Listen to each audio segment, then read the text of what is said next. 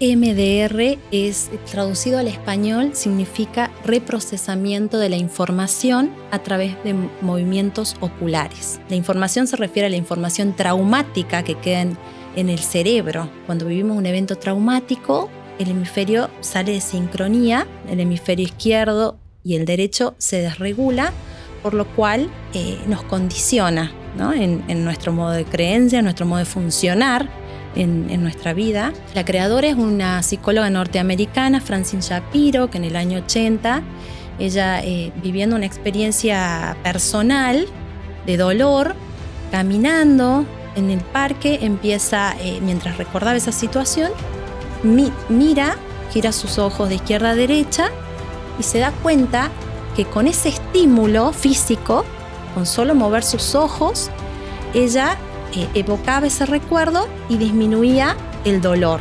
Se transformaba esa creencia negativa, ya no lo veía de un modo catastrófico, esa emoción de angustia y se iba transformando, ¿sí? Y esa sensación en su cuerpo también se modificaba. El dolor en su pecho disminuía de nivel de tolerancia, de un 10 pasaba a un 5, y después de un 5 a un 1, a un 0, y ya no tenía ninguna manifestación física. Susana trabaja con aquello que duele, pero que muchas veces no sabemos de dónde viene, de quién viene. Hoy nos acompaña a tratar nuestras heridas, nuestros traumas con compasión y así podernos abrazar enteros, enteras. Hoy también viene a traernos un profundo mensaje para aquellos que muchas veces nos sentimos insuficientes en esta multiplicidad de roles. Vamos a hablar de la culpa también. Licenciada Susana Medina, especialista en MDR, ya vamos a hablar de eso, pero primero comentarte y decirte la alegría de tenerte acá en terapia, cuerpo, mente y alma. Y más allá de tu profesionalidad, de tu experiencia y también de un sinfín de testimonios que dan cuenta del paso por tu consulta y los buenos resultados, decirles y compartir con la audiencia, con aquellos que nos están escuchando, nos están mirando, que también soy parte de esos testimonios, así que para mí es un placer tenerte hoy acá, Susana. Muchas gracias, Sole, gracias por esta invitación, gracias por permitirme formar parte de este espacio y deseo de corazón que la audiencia, quienes nos escuchen, les llegue el mensaje, algo les toque, algo tomen conciencia después de esta conversación y puedan poner en práctica algún tipo de herramienta o pedir ayuda, animarse a pedir ayuda que a veces nos cuesta, ¿no? Por este sentimiento de omnipotencia, todo lo debo hacer solo, ¿no? Así es, bueno, un poco esa también es la idea y bueno, seguir este camino, este viaje juntos con nuestra comunidad, con la audiencia y con quienes se van a ir sumando seguramente a estos podcasts, a este programa y a esta modalidad. Hablamos de EMDR, especialista. ¿Qué es el EMDR? EMDR es traducido al español, significa reprocesamiento de la información a través de movimientos oculares. La información se refiere a la información traumática que queda en el cerebro, ¿sí? Ya que cuando vivimos un evento traumático, el hemisferio sale de sincronía, el hemisferio izquierdo y el derecho se desregula, por lo cual nos condiciona, ¿no? en nuestro modo de creencia, en nuestro modo de funcionar en nuestra vida a lo largo de esa huella, ¿no? en nuestro cerebro, ¿no? Entonces la creadora es una psicóloga norteamericana, Francine Shapiro, que en el año 80, ella viviendo una experiencia personal de dolor, caminando en el parque, empieza, mientras recordaba esa situación, mira, gira sus ojos de izquierda a derecha y se da cuenta que con ese estímulo físico, con solo mover sus ojos, ella evocaba ese recuerdo y disminuía el dolor. Se transformaba esa creencia negativa, ya no lo veía de un modo catastrófico, esa emoción de angustia y se iba transformando, ¿sí? Y esa sensación en su cuerpo también se modificaba. El dolor en su pecho disminuía de nivel, de tolerancia, de un 10 pasaba a un 5 y después de un 5 a un 1, a un 0 y ya no tenía ninguna manifestación física. Entonces le sorprende ese tipo de experiencia y lo que hace ella es practicarlo, llevarlo a su consultorio y a sus pacientes con estrés postraumático, por ejemplo, víctimas de abusos, de violencia, de catástrofes naturales. Ella empieza a hacerle este estímulo físico, que miren de un lado a otro, y los mismos pacientes les van diciendo que sí, que iba disminuyendo ese dolor, ¿no? Entonces, ahí ella crea el protocolo estándar de EMDR. ¿Cómo lo pudieron medir? ¿Cómo esto pasó a tener un método y a ser avalado, ¿no? Por una comunidad científica? Porque por ahí lleva todo un proceso. Claro, la OMS hoy ya lo reconoce como el modelo terapéutico específico, uno de los más efectivos para reprocesar, disminuir el estrés postraumático. Y bueno, se lo utiliza mucho para trastornos de ansiedad, para fobias, para ataques de pánico. Así que es muy efectivo, ¿sí? A veces uno desconoce porque... Y poco conocido, ¿no? Exactamente. Sí, poco conocido, pero es muy efectivo. Qué interesante, Su. Bueno, esto de ir también en este viaje conociendo terapias, conociendo herramientas desde la ciencia y de diferentes caminos es súper importante, es lo que pretendemos también. Vamos a ir directo porque esto nos está llevando justamente al trauma. Vamos a cómo los podemos mirar al trauma con compasión, como un camino también para tomar la decisión de trabajarlos, de sanar esos traumas. Exactamente. Bueno, el trauma es una experiencia de dolor, ¿no?, que hemos vivido. En primer lugar, que muchas veces uno cree que trauma es algo catastrófico y extremo, sí o sí fue un episodio de violencia, sí o sí fue un abuso o un accidente, un robo. Sí, por supuesto que esos son todo traumas, sí, con T mayúscula, como diríamos en el EMDR, por el mismo impacto emocional que genera ese evento traumático, ¿no? O sea, ya en sí mismo no tenemos recursos porque fue inesperado, porque no tenemos recursos para afrontar, fue dramático, no pudimos poner en palabra lo que nos pasó en ese momento, nos genera un shock emocional. Pero también traumas son otras experiencias de dolor que van sumando. Es como... aparece un trauma de origen y después vamos sumando como más leña al fuego, digamos, de alguna manera, otra leña, otro palito, y eso hace que termine en una hoguera, digamos, muy grande, que hace que no sabemos en qué momento ya perdimos el control, perdimos la estructura, y así de alguna manera terminamos con las enfermedades, ¿no?, psicológicas o físicas. Por eso hablamos del trauma como un concepto clave que tenemos que ver, que no tan solo son experiencias, digamos, extremas, sino también aquellas experiencias de dolor que quizás fueron experiencias de invalidación, que nos dijeron no era para tanto, vos siempre te haces la víctima, bueno, superalo. Experiencias que nos fuimos callando, nos fuimos tragando y después somatizamos por la garganta, por ejemplo. Y eso hace que nosotros de alguna manera vaya sumando esa masa conflictual psíquica y que explote la bomba en algún momento, ¿no? Con un ataque de pánico, un trastorno de ansiedad, una fobia, depresión, enfermedades psicosomáticas, gastritis, bueno, todo lo que implica si es que no fuimos sanando y reconociendo y validando, como decís. Identificando, porque si nosotros relacionamos a trauma con cosas extremas y no identificamos este profundo dolor también como parte de un trauma, por ahí no lo sentimos suficiente como para acudir a un terapeuta o como para hacer algo, quizás desde casa también, poder salir a respirar, a frenar un poco nuestra actividad para poder mirar esa situación, ese hecho, y sin identificarlo es como complicado. Muchas veces cuando no identificamos, no reconocemos, asumimos.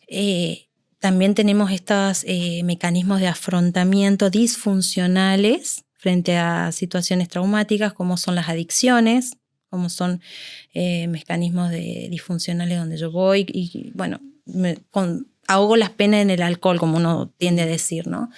El alcohol, el juego, el sexo, las compras compulsivas, el trabajo compulsivo, no solamente las sustancias, y también, por ejemplo, la dependencia emocional, que también es un modo de adicción donde yo no soy nada sin el otro y vivo a través del otro.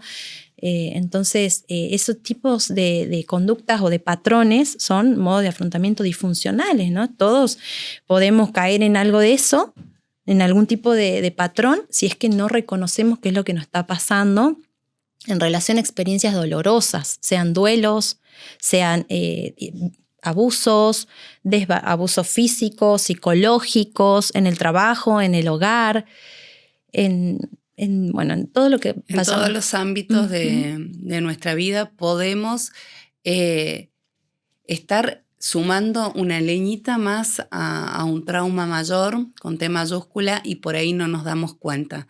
Y en esa zona de confort, por decirlo de alguna manera, es más fácil seguir el camino sin pararse a mirarlo. Vamos a hablar del trauma y cómo podemos iniciar ese camino de sanación después de identificarlo. En relación al trauma, tenemos los traumas de relación o de apego que están relacionados con esas experiencias primarias a temprana edad, donde nuestros cuidadores, digamos, no tuvimos la protección, el cuidado, hubo experiencias tal vez de negligencia o un cuidado inconstante, inconsistente. Hoy mamá está bien, mañana está mal, pasado no sé cómo estará, por ejemplo. Y eso fueron construyendo lo que decimos el apego ansioso, ¿no? Esto está relacionado. Que hoy se escucha tanto. Tanto la teoría del apego de Bowlby, que menciona cómo fuimos esa relación tan importante, clave, entre el cuidador y el bebé, donde desde la temprana infancia fue sembrando, fue construyendo esa base sólida, ese espacio seguro o no, o inseguro, donde fuimos invalidados, no reconocidos, no hubo respuesta a nuestras necesidades básicas, no fueron satisfechas, y ahí es donde se crean lo que hablamos de las heridas de la infancia, por esta falta de respuesta de nuestros cuidadores. ¿Podemos identificarlas? ¿Podemos nombrarlas? ¿Cuáles son las heridas de la infancia? Y por ahí hablar de quizás las 3, 4 más conocidas, ¿no? Las que últimamente se están nombrando más y por ahí tienen, o las reconocemos con mayores consecuencias también en la vida adulta. Sí, justamente en la vida adulta aparecen los síntomas, los patrones de conducta disfuncionales que nos llevan a ver cuál es el origen. El origen, ahí podemos detectar cuál es la herida en función de tu síntoma, que decimos ese mensaje a descifrar, tanto en tu modo de funcionar en el trabajo, en la pareja, con vos mismo. Es lo que demuestra qué es lo que está detrás, como un espejo, ¿no? Está detrás esa herida infantil. Podemos hablar de, por ahí lo que uno conoce o escucha más comúnmente, heridas de abandono, la herida de humillación, la herida también de rechazo. Creo que por allí son las que más comúnmente se hablan y cómo estas, por ejemplo, se manifiestan en la adultez, en el funcionamiento o en nuestro accionar de adultos. Sí, es muy común. Se han puesto en palabra estas heridas que la verdad que dan un orden y claridad. Uh-huh. Porque no es que tenemos una sola, a veces tenemos varias, no son excluyentes entre ellas. La herida de abandono, la gran mayoría de las personas lo tuvimos en algún momento, nos estructura, es como que aquí hay que ver cuál es la herida que más tengo, ¿no? A veces me identifico más con una que con otra. Bueno, en la herida de abandono tenemos esto que comentaba la serie de Envidiosa, por ejemplo, una situación traumática donde un niño o una niña vivencia una experiencia de separación. Espero a papá y papá no llega. Y no es solo la experiencia de separación física, sino también emocional. O sea, no hablamos solamente de cuando papá o mamá no están, sino, o el cuidador no está, sino cuando está, pero no está a nivel emocional, no está disponible.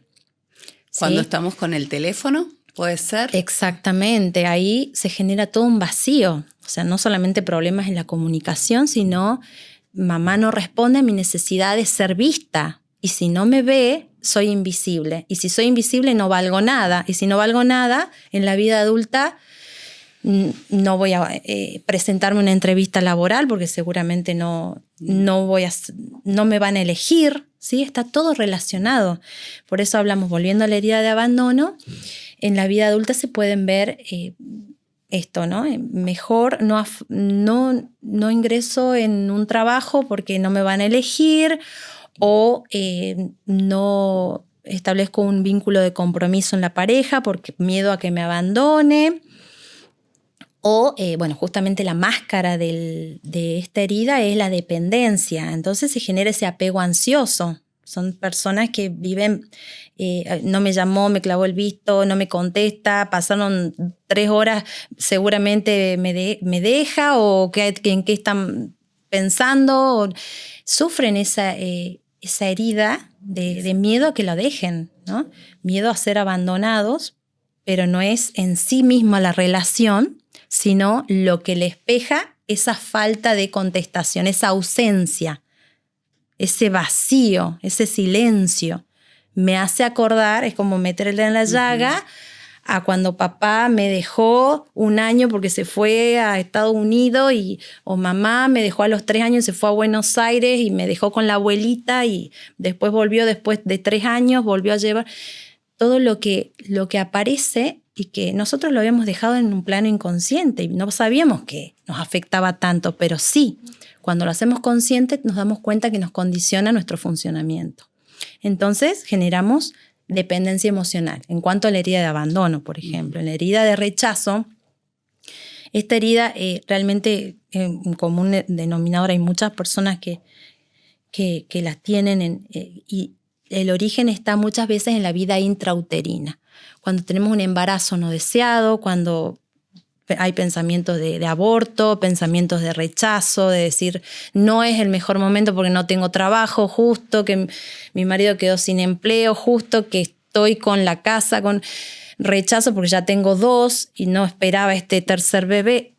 Entonces el bebé ahí recibe esa información, ¿sí? Es lo que llamamos memorias intrauterinas o gestacionales que van marcando huella. Entonces, ¿qué aprende el bebé? A quedarse quietito, ¿sí? Quietito, que ni se entere mi mamá que existo. Y ahí aparece la culpa por existir. Que nadie se entere de mi compañero que yo estoy acá. Mejor si paso desapercibido. No vaya a ser que me rechacen, ¿no? Y ahí también evito el compromiso porque por si me rechaza, evito rendir algún examen por si me critican, si me rechazan en alguna selección laboral. Después tenemos la herida de humillación. también muy común. Acá aparece también el bullying, ¿no? Esta problemática que tanto nos atraviesa en la infancia, en las escuelas. En la herida de humillación muchas veces, en realidad, estamos en ambientes familiares donde hay invalidación emocional, donde hay críticas, donde esto de, no, ¿cómo vas a hacer eso? Sos un inútil, ¿cómo no vas a comer así? ¿Cómo no te vas a sacar un 8 y cómo no un 10? Pero eso, bueno, todas humillaciones en el vocabulario, desvalorización que hacen que la persona se sienta una inútil, insuficiente, haga lo que haga no es suficiente, haga lo que haga no va a estar bien, siempre va a haber alguien mejor que yo. Entonces, esta desvalorización nos va estructurando y generamos vínculos donde nos autodestruimos muchas veces porque terminamos eligiendo personas que nos desvalorizan y que nos humillan. Porque fuimos humillados en nuestra infancia. Siempre tendemos a elegir lo conocido y lo conocido es esa humillación, ese maltrato, ese abuso psicológico. Eso en cuanto a la humillación. Después tenemos la herida de injusticia. De injusticia. Aquí tenemos los abogados, a veces en la elección vocacional, muchas experiencias de dolor, de malos tratos, de diferencias, de esto, este es el nieto preferido y vos no, vos andás, esta comida es para él, pero para vos, vos no tenés, o injusticias en cuanto a la herencia. Por ejemplo, tu mamá falleció, vos tenés 5 años, pero no, si falleció, vos no recibís nada. En realidad, entonces, muchas injusticias en el sistema familiar que cargamos y por lo tanto vivimos con ese rencor inconsciente, ese resentimiento. Tengo que hacer justicia, tengo que hacer todo como debe ser. Y se crecen siendo una estructura rígida. Todo debe ser de la manera perfecta, personas muy perfeccionistas, muy autoexigentes, no se van a dormir sin que esté todo perfecto, que no vaya a hacer nada que se le escape, hipercontroladoras, y también esto de, a veces eligen y exigen a las parejas también ese perfeccionismo, ¿no? Es como mucha culpa y mucha exigencia. Podríamos decir, quizás, si no, Susana, corregime, o podemos ver por dónde vamos, que muchas veces de adulto accionamos, nos vinculamos y también nuestros roles están en función de esas heridas de la infancia, de la adolescencia, y no encontramos nuestro rol de adultos. Exactamente, somos adultos niños muchas veces, ¿no? Por ejemplo, si yo me quedo en un lugar, estoy en mi trabajo y yo necesito hablar con mi jefe, que por favor me aumente el sueldo, que por favor no me siento bien con mi compañero que me maltrata, tengo alguna necesidad y yo me la trago, me guardo por miedo a que me despida, por miedo a que me rechace, por miedo a que me humille, estoy siendo un adulto niño, en un estado infantil. Entonces, no afronto de una manera adulta y madura esa situación, no. Respiro, confío en mí, sé que yo merezco que me suban el sueldo, que me den un mejor cargo o que me pongan unas condiciones de trabajo saludables, ¿sí? Necesarias para que yo pueda rendir bien. Entonces, si yo estoy en ese estado de merecimiento y de buena autoestima, donde yo me reconozco, me doy el lugar, voy a hablar con mi jefe de una manera respetuosa, de una manera asertiva, diciéndole cómo me siento, diciéndole qué me está pasando y qué es lo que yo necesito. Pero como estamos acostumbrados a no expresar nuestras necesidades, porque el niño fue castigado si dijo A, el niño fue humillado si dijo B, el niño no fue atendido cuando dijo C, me pegan en la escuela, deja de molestar, que eso estás exagerando. La invalidación, el ambiente invalidante es lo que genera una desconexión de las necesidades internas. Entonces debe ser que estoy exagerando, no creo que me abusen, entonces sigo siendo estando en esa posición de humillación y desvalorización. Eso hablamos en la infancia y lo seguimos recreando en la vida adulta. Patrones que se repiten, son creencias que se repiten constantemente. ¿Qué hacemos con eso? ¿Cómo podemos comenzar el camino de revertir, transformar esto?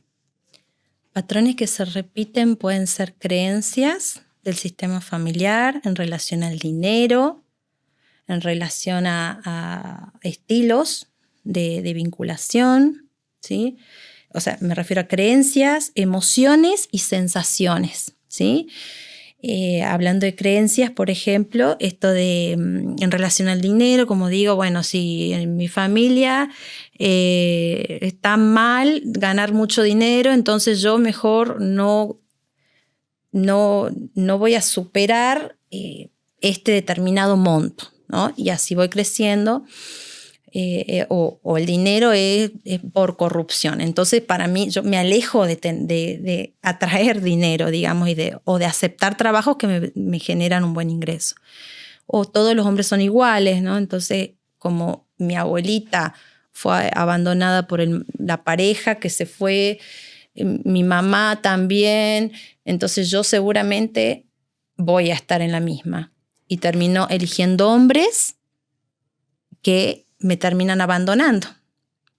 O si mi abuela vivió la traición, que esa es otra herida, la traición que fue traicionada por el marido, vivió una vida paralela y se enteró y fue una gran tragedia, y mi mamá también vivió infidelidad. Bueno, yo tiendo a elegir, porque yo estoy con el chip, con esa creencia, incluso si mi mamá, digamos, vive esa desvalorización, cuando yo estaba en su vientre, que a veces sucede, heridas de infidelidades, cuando la mujer está embarazada, todo lo que implica eso, porque como hay a veces una disminución en la libido sexual, el hombre va a buscar afuera, entonces y lo que implica el dolor en la mujer, eso hace que diga, entonces era verdad, todos los hombres son infieles. Pero ¿qué es lo que está pasando acá? Que por mi memoria, por ese patrón que uno dice, el patrón es cuando yo repito. Uh-huh. Entonces, cuando yo ya tengo esa creencia, esa programación en mi ADN, esto es decir, ya tengo esta memoria, voy buscando escenarios para reconfirmar eso. Elijo hombres con determinadas características, no elijo el bueno, el que me va a hacer fiel, bueno, entre comillas, no hay que hablar de bueno o malo, en realidad el hombre infiel o la mujer infiel porque vivió heridas de traición en su infancia, algo relacionado a esa herida, ¿no? O sea, acá no hablamos de juzgar a nadie, todos tenemos heridas, todos tenemos traumas o heridas o experiencias de dolor que hay que sanar. Lo importante es reconocerlas y cuando las reconocemos, decimos, no, esto es un patrón que estoy repitiendo de mi familia, de mi mamá, de mi abuela, de mi bisabuela o de mi papá. Acá hay algo que es un común denominador, ¿no? Lo que decimos. ¿Sirve entonces poder comenzar a mirar a la familia, a mirar a nuestros hermanos, a mirar para atrás también? Y ver qué patrones repetimos, identificarlos, cómo podemos hacer quizás en la cotidianidad, ¿no?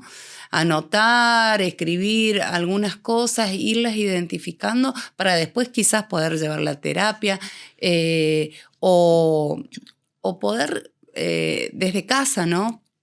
Algunos puntos que nos sirvan o ideas que nos sirvan para poder decir, esto se está repitiendo. ¿Qué podemos hacer en casa? Desde casa es importante la escritura, como bien decís, esto de escribir en el día a día cuáles son mis pensamientos habituales, porque los pensamientos son energía, y si nosotros nos contamos siempre la misma historia, esta creencia que yo estoy teniendo, este pensamiento en relación a la maternidad, a la vida en pareja, al casamiento, o al matrimonio, al trabajo, a mi cuerpo, a lo que fuese. Si yo me estoy contando esa historia, esa es lo que está estructurado en mí. Entonces lo hago más fuerte. Entonces hay muchos circuitos neuronales que están cada vez más fuertes como huellas que, como digo, van a traer situaciones que tengan que ver y resuenen con lo mismo. Entonces la escritura terapéutica hace que yo diga, bueno, hoy pensé esto, ¿sí?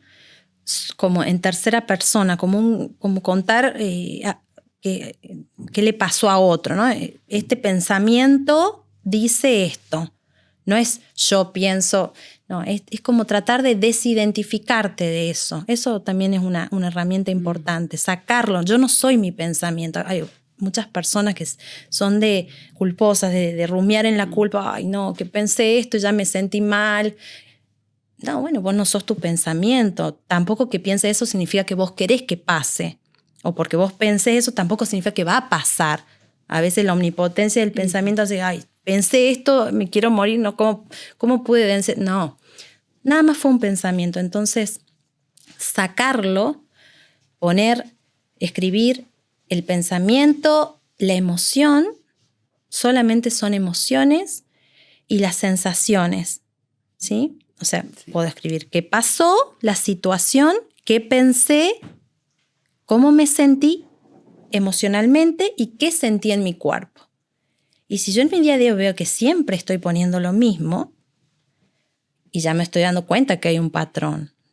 Me sentí triste porque me sentí que mi amiga no me contestó, sentí abandono, sentí desolación y todos los días siento algo parecido. Ahí estoy viendo que mi vida se están repitiendo patrones que después me generan un estado de ánimo depresivo, por ejemplo, un estado de ánimo ansioso o determinada psicopatología que uno dice, ¿no? O sea, entonces poder tomar registro hace que nosotros lo veamos y lo saquemos dentro nuestro.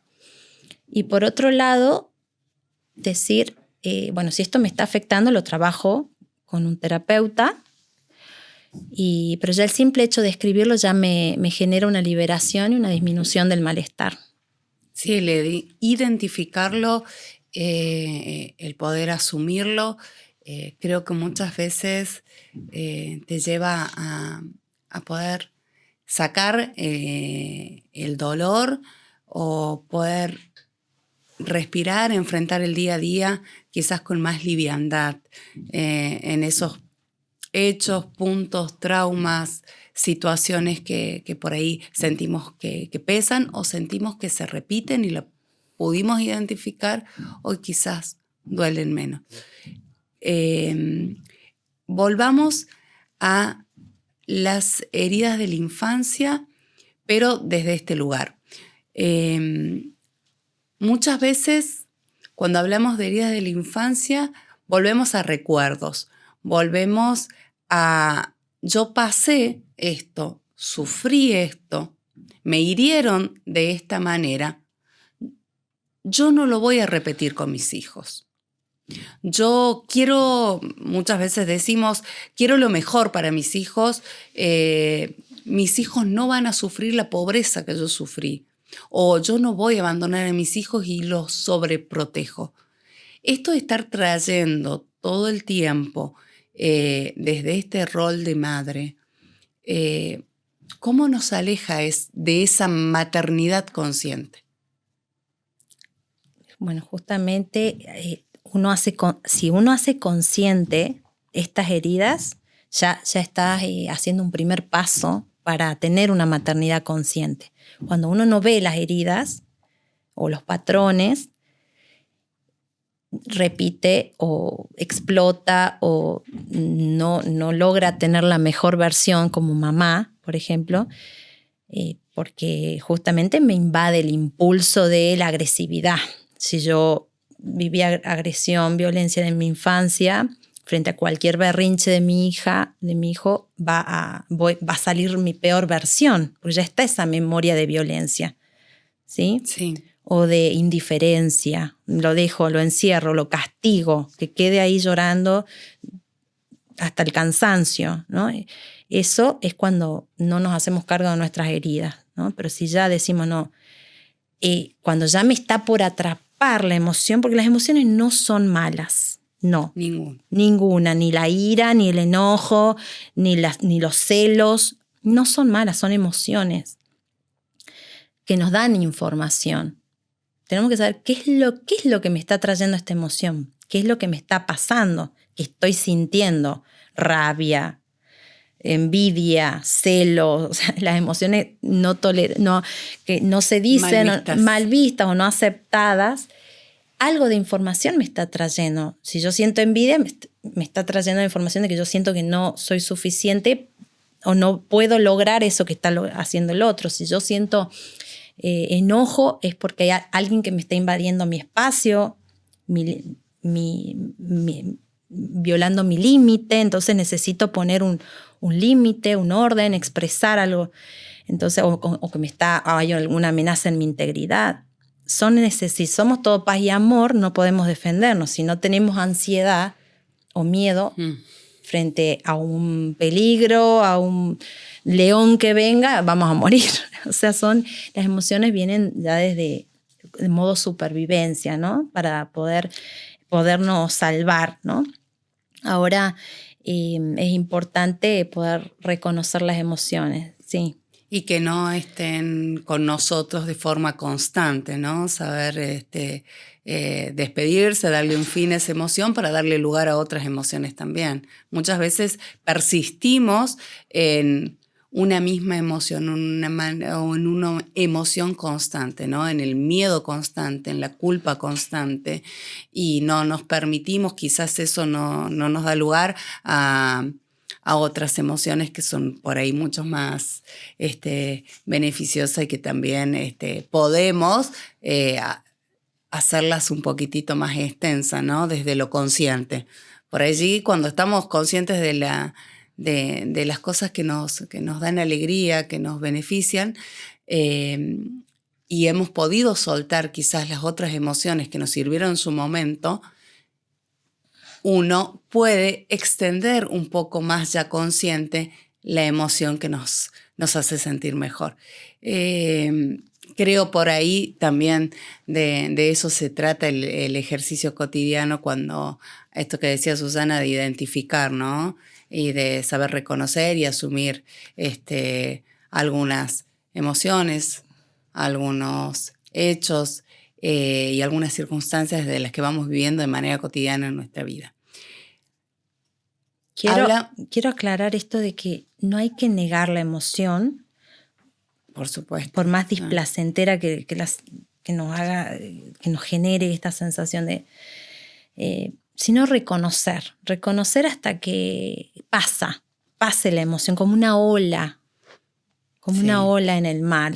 Entonces, a veces tenemos mucha intensidad en la emoción, parece que nos dejaron, la pareja nos dejó y un dolor en el corazón, en el pecho, parece que me están arrancando, lo reconozco y lo acepto. Y es así, lo reconozco y lo acepto. Siento este vacío, siento esta desolación, esta separación, y la transito y respiro. Me lo permito, porque estamos acostumbrados a que el sufrimiento es malo, no hay que sentir dolor, siempre hay que sentir todo bien, toda alegría. Y no, así nos enfermamos. Entonces, cuando reconocemos, sí me siento sola, me siento abandonada, me siento desolada, desamparada. Todas estas emociones que salen de nuestro fuero interno, más profundo, es lo que nos libera. Y después decimos, ay, no me morí. Ya pasó, era así. No me morí si me deja alguien, no me morí después de este berrinche de mi hijo, que tenía ganas de romper todo y destruir todo.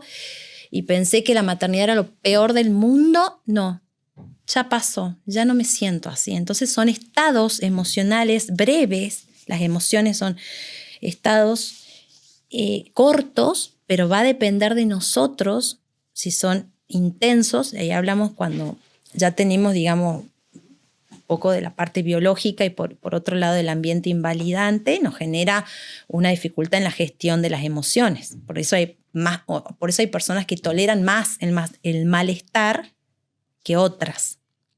¿Sí? Sí. Vamos a hablar de la ansiedad en la maternidad. Técnicas, prácticas para reconectar con esa calma interior tan necesaria en esta etapa, ¿no? Que es como que todo te abruma, como que por allí no sabes para dónde salir corriendo, ¿no?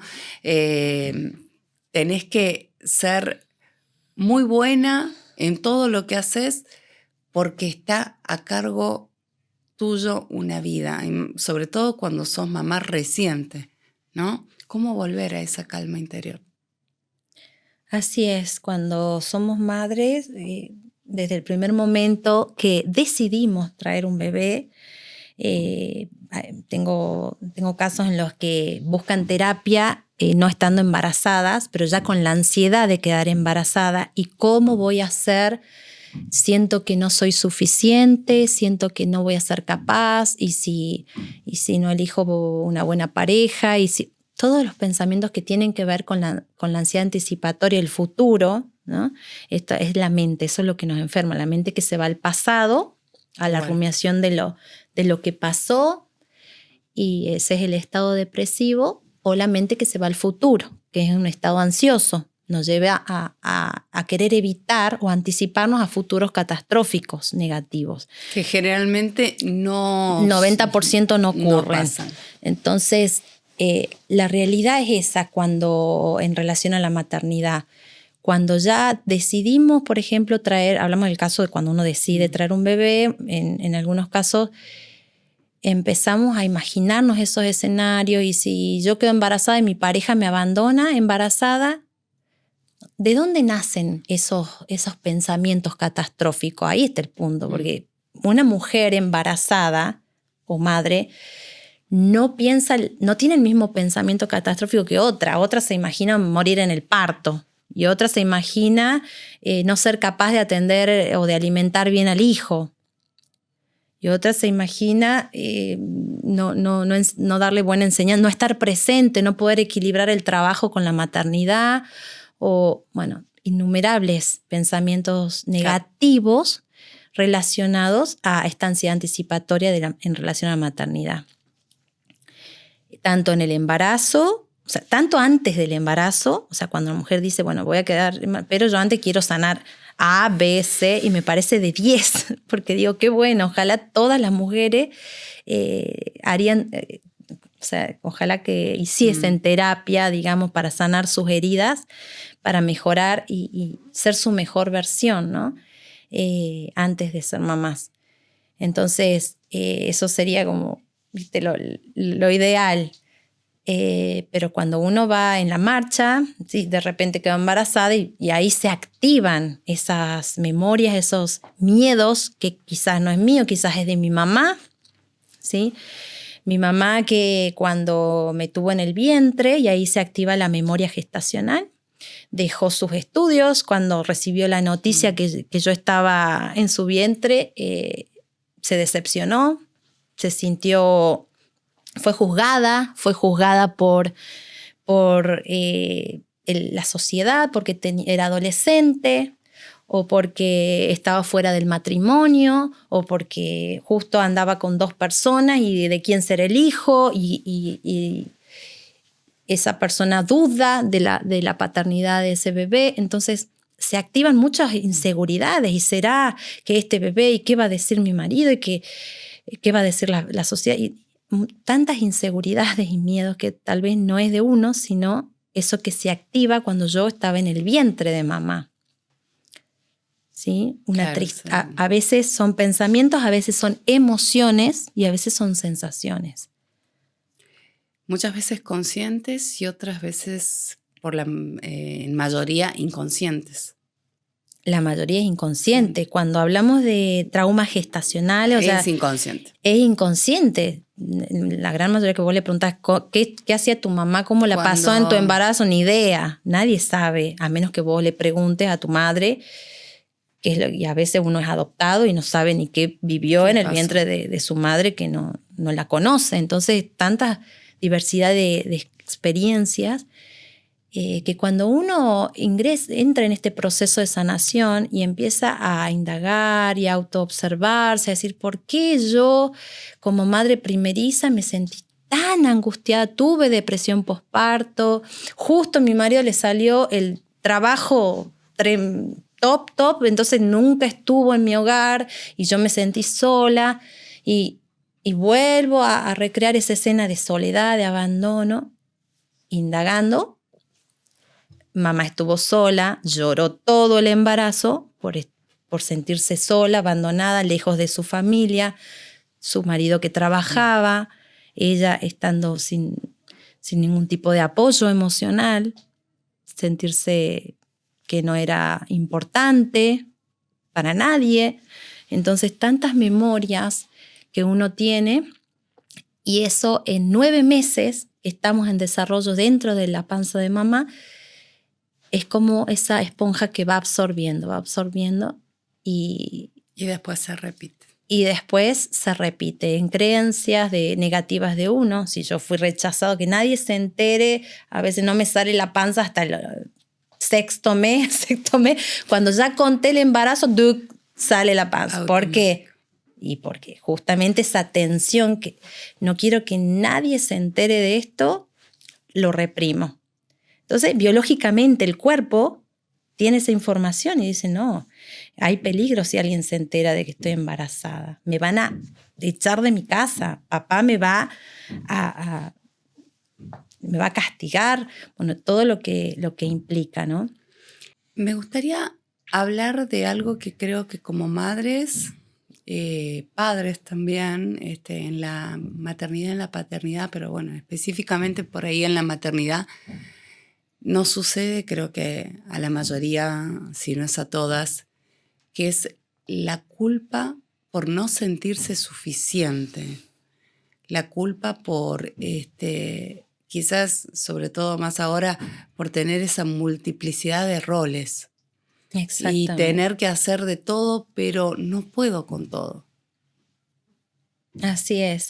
Las mujeres más que nada vivimos ya mucha exigencia, es como ser vista, a ver, en el ojo, a ver cómo responde, ya que antes existía esto bueno, no se exponen a situaciones de peligro, los hombres eran los que conducían, los hombres eran los que iban a trabajar, las mujeres quedaban en el hogar, solamente al cuidado de los hijos. Entonces, desde tiempos históricos ya la mujer era abocada a eso y lo debía hacer bien.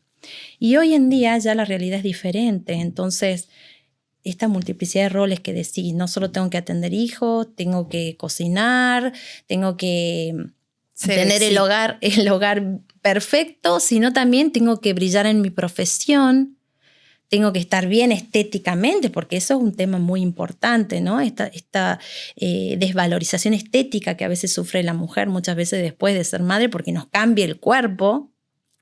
Inevitablemente, y está bien que sea así, porque trajimos un ser humano, o sea, desarrollamos en nuestro cuerpo, milagrosamente, trajimos vida. Entonces, algunas mujeres dan a luz y ahí nomás van al gimnasio y que no se note ni que se me creció nada.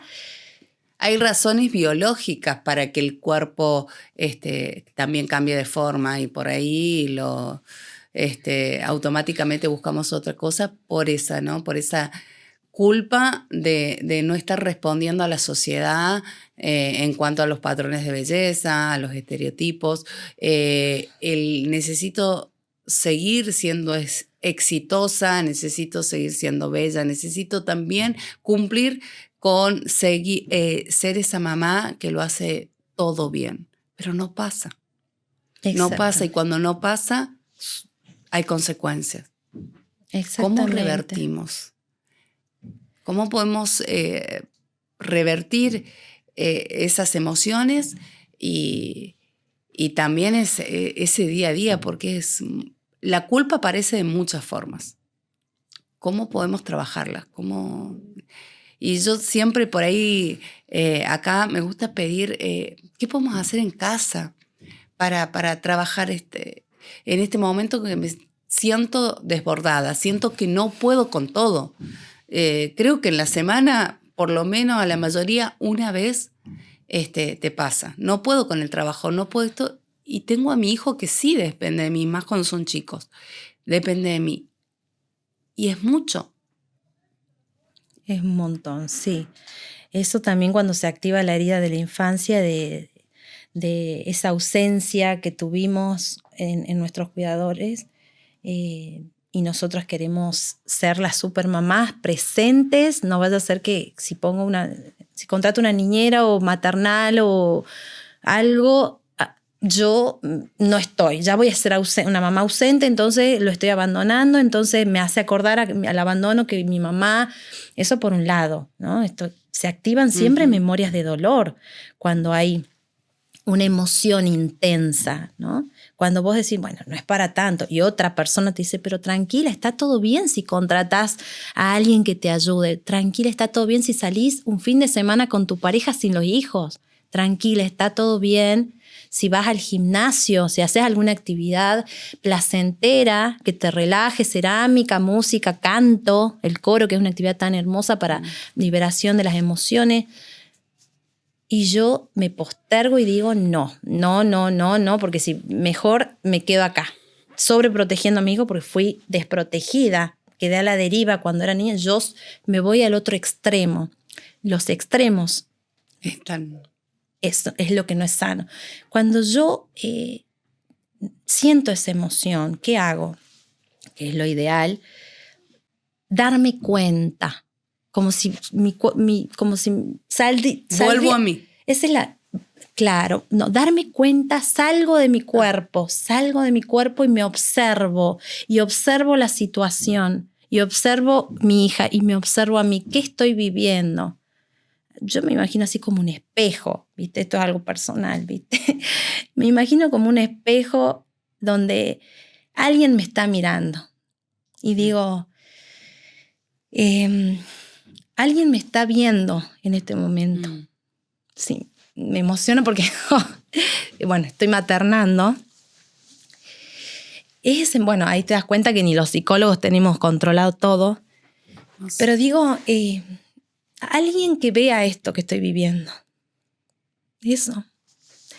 Y el simple hecho de que alguien te vea es un alivio tremendo. Es como, alguien lo ve, lo reconozco. No soy invisible. Exacto. No soy invisible. Exacto. Y es real lo que vivimos, porque me emociona, porque, por supuesto estoy maternando, tengo dos criaturas ahora, pero también es como que en este momento estoy acompañando mujeres, madres que todo el tiempo me cuentan este tipo de dolor, de lo que viven, la impotencia, los pensamientos que a veces piensan, ya me cansé. El otro día me decía una mujer, ya me cansé de ser madre, renuncio, no soporto, lo quiero golpear. No, es un momento, respirá, y está bien que sea. Son emociones que mayormente no las decimos porque ¿qué va a pensar el otro? Que estamos desequilibrados. No, todas vivimos eso. El sufrimiento es humano, somos todos humanos. Y esa es la actitud de autocompasión. Esa es la palabra, de autocompasión, de ser amables. Es una actitud de amabilidad con nosotras mismas, sin esperar que el otro, sea pareja, marido, madre, abuelo, X, nos reconozca. Ya no espero que el otro, porque si no estoy esperando que mi mamá me reconozca cuando a mí, mi compañerito, mi hermano me abusaba. No. Si yo tengo elaborado eso, puedo soltar eso y decir, no, ya no espero que el otro me reconozca, yo me lo reconozco. Ya no espero que el otro diga que estoy diosa, que estoy re buena con física. No, yo reconozco y valoro mi cuerpo porque trajo un bebé al mundo, trajo 2, 3 hijos. Y hijos perdidos también estoy hablando, porque los abortos que tenemos también son hijos que nuestro cuerpo tiene esa memoria y lo recibe, y hay que reconocerlos y darles un lugar, porque si no lo reconocemos, ahí aparece el sobrepeso en zona abdominal y demás. Pero quiero decir que nuestro cuerpo cambia porque es normal, es biología. Y el suelo pélvico demora 1 año hasta que se estabiliza y 3 años hasta que nuestro cerebro, esto de la matricencia, que es ese cambio neurofisiológico que tenemos las mujeres, de las lagunas, de la dispersión, que solamente estamos focalizados en que el bebé sobreviva, ¿sí? Por biología pura, estamos... se nos olvidan las otras cosas, pero nuestro bebé no se nos va a olvidar porque demoramos 3 años. Esto es lo del posparto, que vuelva todo a su estabilidad, las hormonas, las emociones y el cuerpo, ¿no? Y incluso así no volvemos a ser las mismas. Estamos atravesadas por algo para quienes... Es un duelo. Es un duelo. Pérdida, pero también es...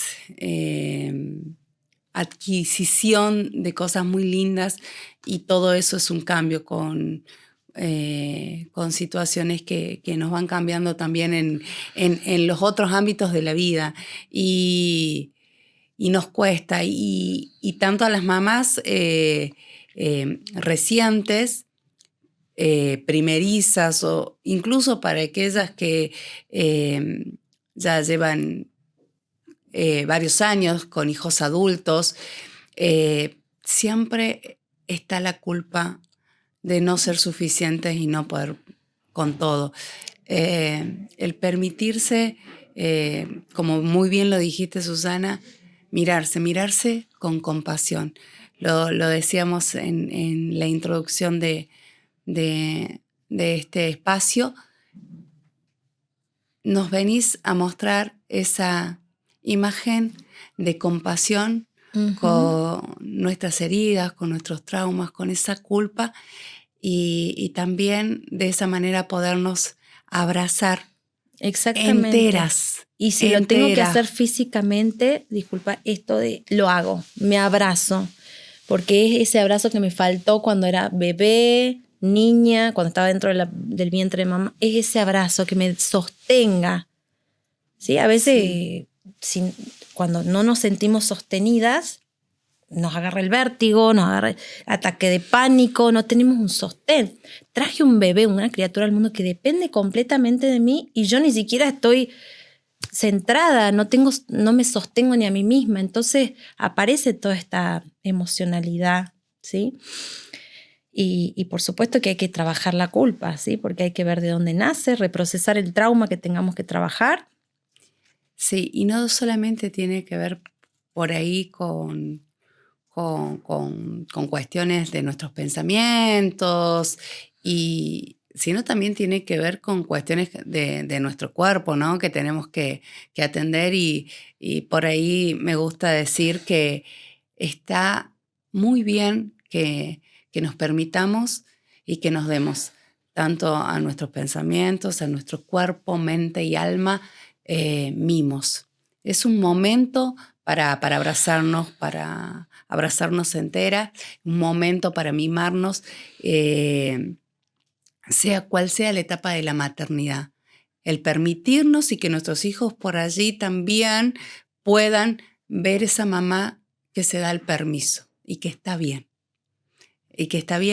Y creo que es una de las más hermosas enseñanzas que le podemos dar, esto de volver a uno, sentirse amada por uno mismo, y poder así estar un poquito más entera, y poder así amar desde ese amor propio a un otro. Exactamente. Así es. A veces nuestros hijos son nuestros espejos y nos reflejan lo que ven. Mamá, estás agotada, mamá, estás triste, mamá.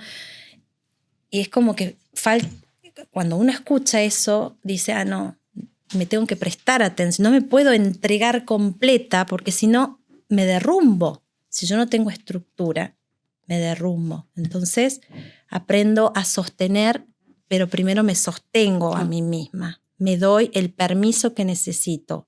Cuidado físico, actividad física, meditación, salir con amigas, darme ese permiso, alguna actividad de placer, espiritualidad. Me doy el permiso porque sé que eso me hace bien, es como mi cable a tierra. Cuando estoy bien, puedo maternar en paz. Y poder encontrar también lo que te gusta. Muchas veces pasan muchos años, conozco muchas personas que han transcurrido casi toda una vida sin saber qué realmente les gusta, qué quieren hacer. Por allí, si no lo sabes o no lo tenés consciente, buscarlo. Y en esa búsqueda ya es parte de ese proceso y te estás permitiendo vivir de manera diferente. Susana, para ir finalizando, más allá de los agradecimientos, quisiera que nos dejes un pensamiento con respecto que englobe quizás este caminito que hicimos en esta entrevista y los temas que fuimos abordando. Encuentres por allí una frase que quieras dejarnos al respecto, para todos los que nos están escuchando, para todos los que nos están viendo y en este viaje y camino de sanación. Bien, ahí hablaste al final de la desconexión con la vida, esto de no sé para dónde ir, qué camino tomar, qué es lo que me gusta. Entonces repetirnos un mantra, una frase que nos repitamos diariamente: me doy el permiso de vivir. Porque cuando nos pasa eso es porque estamos desconectados de la vida, porque tuvimos prohibición a vivir, porque fuimos rechazados por todo lo que ya sabemos. Entonces yo me doy el permiso de vivir.